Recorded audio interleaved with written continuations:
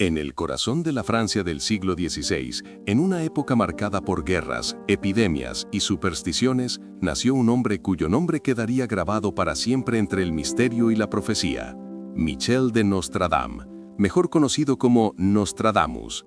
Astrólogo, médico, alquimista y vidente, fue una figura que caminó entre la ciencia y lo oculto, entre la razón y el delirio, entre la historia y la leyenda. Su vida, envuelta en enigmas, daría origen a uno de los libros más comentados, estudiados y temidos de todos los tiempos: Les Prophéties, las profecías, publicadas por primera vez en 1555. Nostradamus nació el 14 de diciembre de 1403 en Saint-Rémy-de-Provence, al sur de Francia. Desde joven mostró un intelecto inquieto. Estudió medicina y se convirtió en un hombre culto, políglota, interesado por la astronomía, la botánica y las matemáticas. Durante años viajó por Europa atendiendo víctimas de la peste negra, una enfermedad que asolaba pueblos enteros. Muchos lo veían como un médico milagroso porque, a diferencia de otros, no recetaba sangrías ni brebajes peligrosos. Prefería la higiene, el aire fresco y remedios naturales. En su época, esas prácticas eran casi heréticas. Pero algo más que la ciencia lo acompañaba: una intuición profunda, una conexión con lo desconocido que, según decían algunos, le permitía ver más allá del tiempo.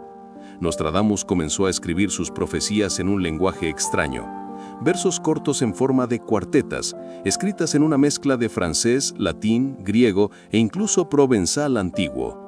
A primera vista parecían poemas enigmáticos, pero su contenido hablaba de guerras, catástrofes, plagas, reyes destronados y futuros imposibles. Los versos estaban llenos de metáforas, símbolos y palabras que podían tener múltiples significados. Lo hizo así deliberadamente. Algunos historiadores aseguran que Nostradamus temía ser perseguido por la Inquisición y por eso disfrazó sus visiones con códigos. Otros creen que simplemente sabía que el tiempo alteraría la interpretación de sus palabras y las escribió de manera que pudieran ser entendidas siglos después. Una de las primeras profecías que se le atribuyen como cumplida fue la muerte del rey Enrique II de Francia. En una de sus cuartetas, Nostradamus escribió: «El joven león vencerá al viejo, en campo bélico en duelo singular. En jaula de oro le sacará los ojos, 2 heridas una, después muerte cruel». Años después, en 1559, durante un torneo de justas, el rey Enrique II, que llevaba un casco adornado con un león dorado, fue herido mortalmente en el ojo por la lanza de Gabriel de Montgomery, un joven caballero. El fragmento se interpretó como una predicción exacta. La coincidencia fue tan inquietante que la fama del profeta se extendió por toda Europa. Desde entonces, la realeza empezó a temer y a buscar al hombre que, supuestamente, podía leer el futuro. Catalina de Médici, esposa del rey y una de las mujeres más poderosas de su tiempo, lo llamó a la corte. Quería saber qué destino esperaba a sus hijos y al reino. Nostradamus, prudente, le habló de forma ambigua, pero sus palabras fueron tomadas con respeto casi religioso. Catalina lo nombró consejero y lo protegió hasta su muerte. Así, el médico de provincia se convirtió en figura de influencia política y espiritual. Las centurias, como se conoce a su colección de profecías, están divididas en 10 partes con 100 cuartetas cada una, aunque algunas nunca se completaron. En ellas hay menciones a imperios caídos, desastres naturales, descubrimientos y guerras que parecerían haber ocurrido mucho después de su tiempo. A lo largo de los siglos, los intérpretes han encontrado en sus escritos referencias a eventos que marcaron la historia moderna: la Revolución Francesa, el ascenso de Napoleón, la aparición de Hitler, la Segunda Guerra Mundial, la llegada del hombre a la Luna, los atentados del 11 de septiembre e incluso el nacimiento de nuevas pandemias. Sobre Napoleón, por ejemplo, se citan versos donde habla de un emperador que nacerá cerca de Italia y que traerá fuego a Europa. Napoleón Bonaparte nació en Córcega, isla cercana a Italia, y conquistó gran parte del continente europeo dejando destrucción y gloria a su paso. En cuanto a Hitler, Nostradamus escribió sobre un niño pobre nacido en el oeste de Europa que seducirá a las masas con su lengua y su fama crecerá hacia el oriente. Muchos han visto en esa descripción al dictador alemán y su ascenso meteórico. Durante la Segunda Guerra Mundial, los aliados usaron las profecías como arma psicológica. Los servicios de inteligencia británicos difundieron panfletos asegurando que Nostradamus había predecido la derrota de Hitler, intentando desmoralizar al enemigo. Paradójicamente, los nazis también creían en las profecías y contaban con astrólogos que las interpretaban a su favor. Ambos bandos estaban convencidos de que el viejo francés hablaba de ellos. Nostradamus también habló de desastres naturales. En sus escritos hay alusiones a terremotos, inundaciones, tormentas solares y plagas que vendrán de Oriente y azotarán a los hombres por su soberbia. En pleno siglo XXI, algunos interpretan estos versos como referencias al cambio climático o a pandemias como el COVID-19. La idea de que un hombre del siglo XVI pudiera anticipar fenómenos globales actuales es cuando menos fascinante, pero sus palabras más perturbadoras son las que parecen referirse al fin del mundo. En una de sus cuartetas Nostradamus escribió: «El año 1999, 7 meses, del cielo vendrá un gran rey de terror, resucitará el gran rey de los mongoles, antes y después Marte reinará en dicha suerte». Muchos pensaron que hablaba del apocalipsis en julio de 1999. Cuando nada ocurrió, la profecía fue reinterpretada. Algunos dijeron que no era el fin del mundo sino el inicio de una nueva era. Otros que los cálculos estaban equivocados y que el verdadero fin llegaría más adelante. Nostradamus nunca escribió un calendario preciso. Su lenguaje permitía que cada generación encontrara sus propios temores reflejados en sus versos. Esa ambigüedad es lo que lo ha mantenido vigente por siglos. La figura del profeta también ha sido asociada con la astrología. Él mismo aseguraba que sus visiones venían de las estrellas.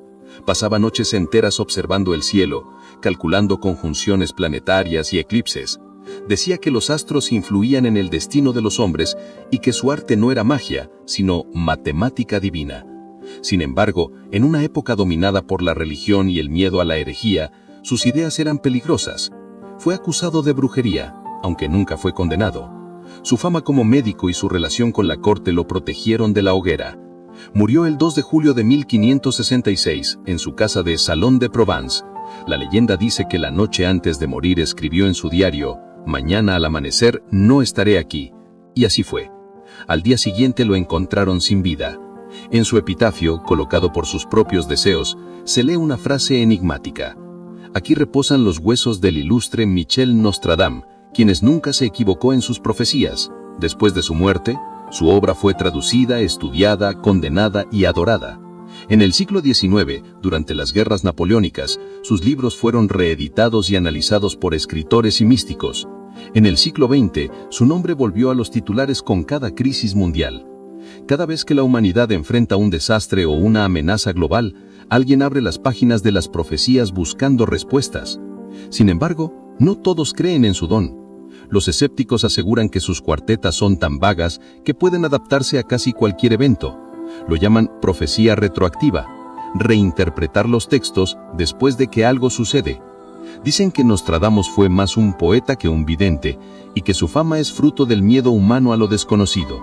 Pero incluso ellos reconocen que hay coincidencias difíciles de explicar. Hoy, más de 450 años después de su muerte, su legado sigue vivo. En cada rincón del mundo hay personas que estudian sus palabras, convencidas de que aún quedan secretos por descifrar. Algunos afirman que predijo la llegada de la inteligencia artificial, otros que habló de un tercer anticristo que aún no ha llegado. En Internet circulan nuevas interpretaciones cada año: guerras, pandemias, crisis económicas, terremotos, eclipses. Siempre hay una cuarteta que parece encajar. Nostradamus no solo escribió sobre destrucción, también habló de esperanza, de renovación, de un tiempo en que la humanidad aprenderá de sus errores. En una de sus últimas cuartetas mencionó que tras gran dolor y oscuridad vendrá la paz dorada, una línea que muchos interpretan como la promesa de una nueva era de conciencia. Quizá por eso su obra ha sobrevivido tanto tiempo, porque más allá de las catástrofes y del miedo, hay en sus palabras un recordatorio de que la historia humana es cíclica, que lo que fue puede volver a ser y que de algún modo todo ya está escrito. Cada cierto tiempo, cuando el mundo tiembla ante lo incierto, cuando la humanidad siente que se aproxima algo grande, las profecías de Nostradamus resurgen. Se abren sus libros, se analizan sus versos, se buscan señales. Quizá porque, en el fondo, necesitamos creer que alguien pudo ver más allá, que hay un orden en el caos. Y así, 5 siglos después, Michel de Nostradamus sigue hablándonos desde las sombras del tiempo. Su voz resuena como un eco que atraviesa los siglos. Advertencias, visiones y enigmas que nadie ha logrado descifrar. Tal vez nunca sepamos si realmente vio el futuro, o si fue un genio que entendió como nadie los temores del alma humana. Lo cierto es que, mientras exista el misterio, su nombre seguirá vivo, porque el futuro, tal como él lo imaginó, siempre será un espejo que refleja nuestros miedos más profundos.